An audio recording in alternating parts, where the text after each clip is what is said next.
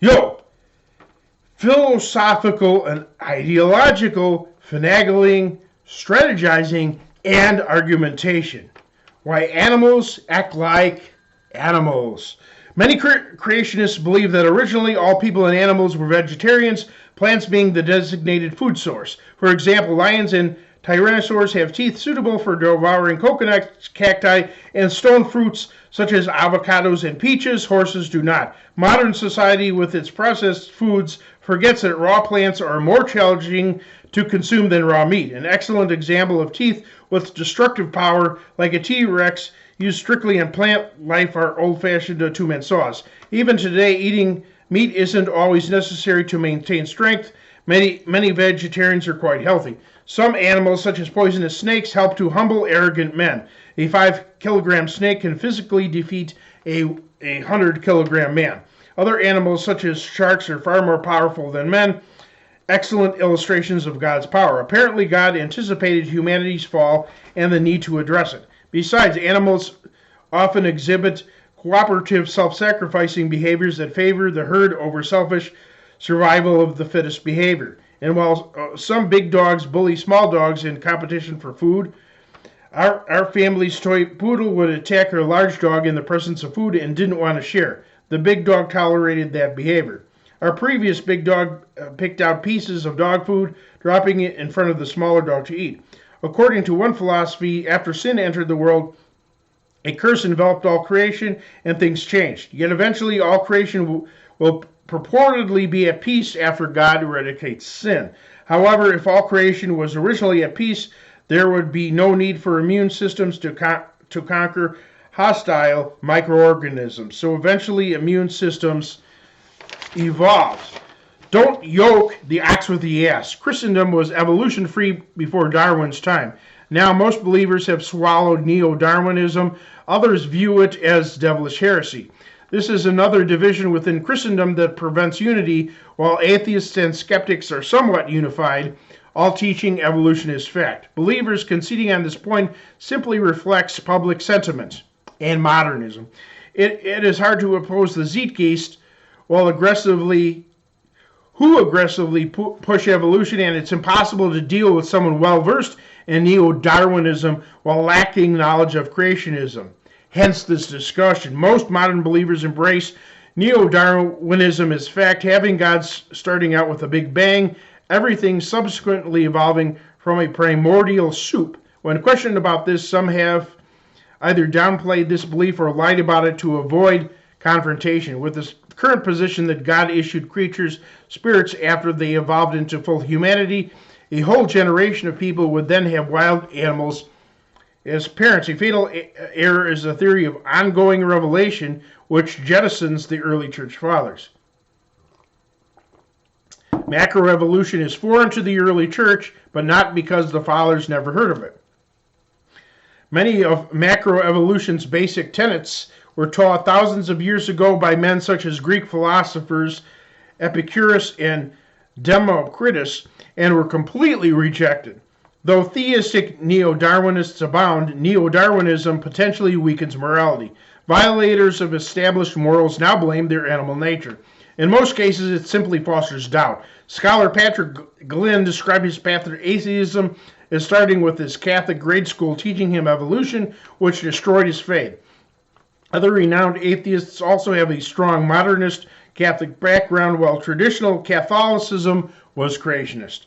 Many Protestant groups also embrace evolution. Moreover, Charles Darwin's research led him to become agnostic. Despite some bright ideas, he overemphasized nature's brutality, which caused his discouragement. So billions of believers have entrusted an unbeliever with guiding them in their faith. Understand that Christian teaching presupposes belief in God, and acknowledging divine design is paramount to believing in God. Though faith comes by hearing the Christian message, why would anybody listen to the message if they thought there was no God to begin with?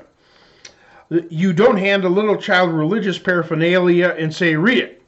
We see God through nature. That is before modernism warps your mind's eye.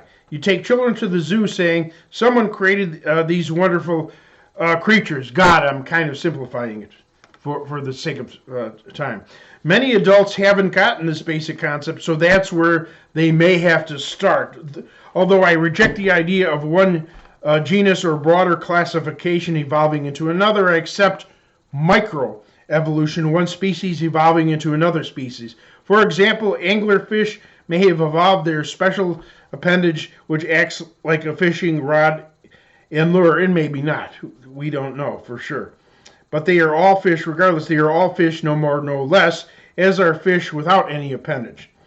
And Neanderthals evolving into modern blokes is worlds away from dead carbon specks becoming people. Such microevolution does not prove macroevolution any more than the Flat Earth Society calling the Bolivian salt flats a micro-flat Earth means they are halfway to proving their theory. Neither one. If neo-Darwinism were true, the natural world would not reflect God's character. We would not see him through nature. Original images would be obliterated. You may say the fact that there is a creation itself shows God, but Judeo-Christian tradition has God creating all things very good, not blobs of raw elements. Historic Christianity says we see God through creation clearly. Everything man makes, he develops or at least tinkers with to improve it. That constitutes legitimate microevolution, even the macroevolution. But an omniscient God would never need to tinker around with something to improve it. Ultimately, this implies that would imply God is only part creator. After initial creation, the universe or Mother Nature, the second God of evolution, takes over in that case, which is nonsense. Again, evolution is known as an capital E, is known as an unloving, conflictive process akin to Ari's God of War, not the Christian God. Do evolutionists agree? No! Lauding neo-Darwinism is having confidence in scientists who lack confidence themselves and disagree amongst themselves. Some admit that deep down inside they have no answers on many points. Quoting evolutionary, if theologists Earl White, it's a fancy word that means a specialist in fish life. Earl White said, "I've often thought how little I'd like to have to prove evolution in a court of law." Quoting evolutionist T.N. Thomasian, physiologist for the Atomic Energy Commission. Scientists who teach that evolution is a fact of life, evolution capital E, are great con men. The story they're telling may be the greatest hoax ever. A peculiar type of elephant bones were discovered, once classified by evolutionists as a prehistoric proto-elephant long extinct. A while after, this same elephant was discovered walking around alive. Instead of acknowledging their error, it was labeled a mutation. Actually, most evolutionary scientists are united. That is, they're united against Christianity. They are also united against Charles Darwin himself. Today's neo-Darwinism contradicts